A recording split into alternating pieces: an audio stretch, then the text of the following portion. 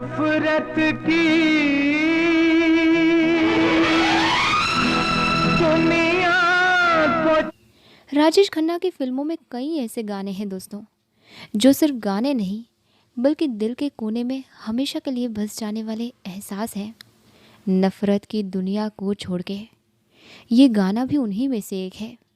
नफरत की दुनिया को छोड़ के प्यार। आनंद बख्शी साहब ने इस गाने में अल्फाज ऐसे लिखे हैं जैसे सीधे दिल की गहराई से निकली एक सच्ची दुआ हो। खुश रहना मेरे यार। नफरत, झूठ और दर्द से दूर, प्यार और सुकून की दुनिया की ख्वाहिश। लक्ष्मीकांत प्यारेलाल ने इसे ऐसे कंपोज किया है कि हर सुर दिल को छू जाता है और बैकग्राउंड में बजती धुन गाने के जज्बात को और गहरा कर देती है।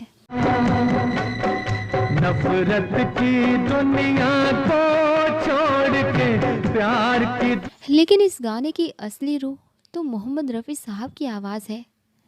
उनकी आवाज़ में वो मासूमियत, वो दर्द और वो मोहब्बत है जो सीधे सुनने वाले के दिल में उतर जाती है। खुश रहना मेरे यार। लगता है जैसे रफ़ी साहब गा नहीं रहे बल्कि हमें अपने दिल की बात समझा रहे हैं, जैसे वो खुद सामने खड़े हों और कह रहे हों, खुश रहना मेरे यार। राजेश खन्ना के चेहरे पर जो भाव इस गाने में आते हैं वो रफ़ी साहब की आवाज़ के साथ मिलकर एक जादू पैदा करते हैं। इस झूठ की नगरी से तोड़ के नाता जा प्यारे, जिसे बार बार सुनने का मन करता है। ये गाना सिर्फ एक फिल्मी गाना नहीं बल्कि एक सीख है प्यार को अपनाने और नफ़रत को पीछे छोड़ने की। और ये सब सिर्फ तभी इतना असरदार बन गया क्योंकि इसमें आनंद बख्शी के साउलफुल लिरिक्स, लक्ष्मीकांत प्यारेलाल का जादुई संगीत और मोहम्मद रफ़ी साहब की बेमिसाल आवाज़। खुश रहना मेरे यार। तीनों का संगम है।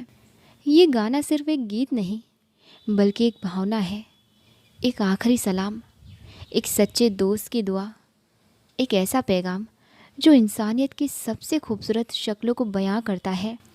जब जानवर कोई इंसान। चलिए दोस्तों, अब इस अमर गीत की हर एक पंक्ति का मतलब समझते हैं।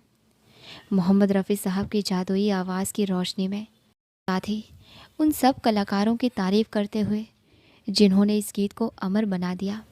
नफ़रत की दुनिया को छोड़ के खुश रहना मेरे यार। ये लाइन एक ऐसी दुनिया को अलविदा कहने की बात करती है जिसमें नफ़रत, दुख और फरेब है। ये एक दोस्त का आखिरी पैगाम है, मैं तो चला लेकिन तू प्यार की दुनिया में रह, खुश रह। रफ़ी साहब की आवाज़ में जब ये शब्द गूंजते हैं ऐसा लगता है जैसे कोई फरिश्ता खुद दुआ कर रहा हो। उनकी आवाज़ में जो मोहब्बत है, जो नम्रता है, वो सुनने वाले की आंखों को नम कर देती है। कहते हैं दुनिया में वहशी उसे सारे। इस झूठ की नगरी से तोड़ के नाता जा प्यारे, अमर रहे तेरा प्यार। ये लाइन उस नकली झूठी दुनिया से रिश्ता तोड़ने की सलाह देती है जहाँ मतलब के रिश्ते हैं, दिखावे की बातें हैं, और कहती है कि प्यार के रास्ते पे चल क्योंकि वही सच्ची ज़िंदगी है। जानवर की जान आज इंसानों ने ली है। आनंद बख्शी साहब ने जो शब्द चुने हैं, झूठ की नगरी, ये बहुत गहरा वार करते हैं आज की दुनिया पर। और रफ़ी साहब की आवाज़ में ये पंक्ति इतनी सच्ची लगती है जैसे किसी बुज़ुर्ग का आखिरी सच, अमर रहे तेरा प्यार। यानी एक दुआ है कि तेरा प्यार कभी ना मरे, हमेशा ज़िंदा रहे, सदा के लिए। इसमें दोस्त की मोहब्बत, उसकी उम्मीद और दिल की गहराई से निकली बात छुपी है। बस आखिरी सुन ले ये मेल। लक्ष्मीकांत प्यारेलाल ने इस लाइन के साथ जो संगीत चुना है वो इतना नरम और इतना दिल को छू लेने वाला है दोस्तों कि ये दुआ सच लगने लगती है। जब जानवर कोई इंसान को मारे, ये लाइन समाज के दोहरे रवैये पर सीधा सवाल उठाती है। जब कोई जानवर इंसान को मारता है तो हम उसे वहशी कहते हैं। बख्शी साहब ने यहाँ बड़ी मासूमियत से और बिना शोर किए इंसानियत को आईना दिखा दिया। कहते हैं दुनिया में वहशी उससे सारे, यानी दुनिया ऐसे जानवर को वहशी कहती है। मगर आगे जो बात आती है वो झकझोर देने वाली है और रफ़ी साहब की सदी हुई दर्द से भीगी आवाज़ में उसका असर और गहरा हो जाता है। एक जानवर की जान आज इंसानों ने ली है, चुप क्यों है संसार। इस एक लाइन में पूरी दुनिया के मौन को ललकारा गया है। जब इंसान जानवर को मार दे तो सब चुप क्यों हैं। यहाँ गायक की आवाज़ जैसे रो रही है, इंसान की बर्बरता पर सवाल उठा रही है।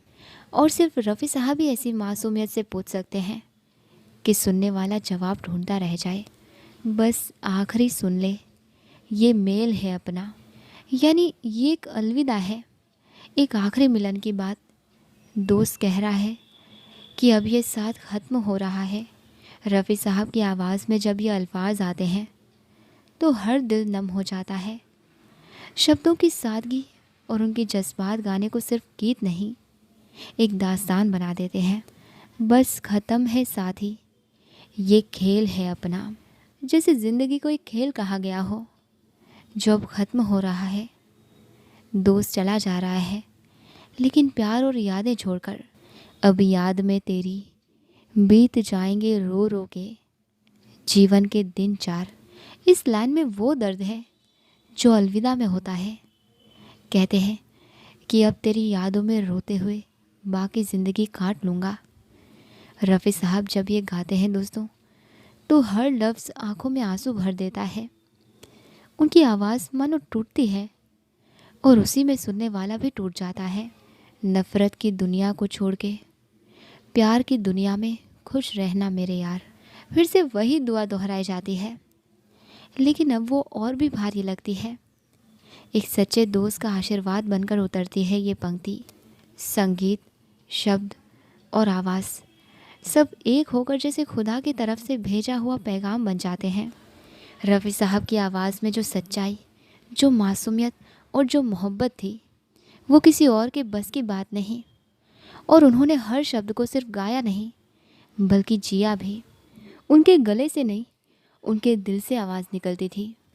और यही वजह है दोस्तों कि आज इतने सालों बाद भी ये गीत दिल में ताज़ा है।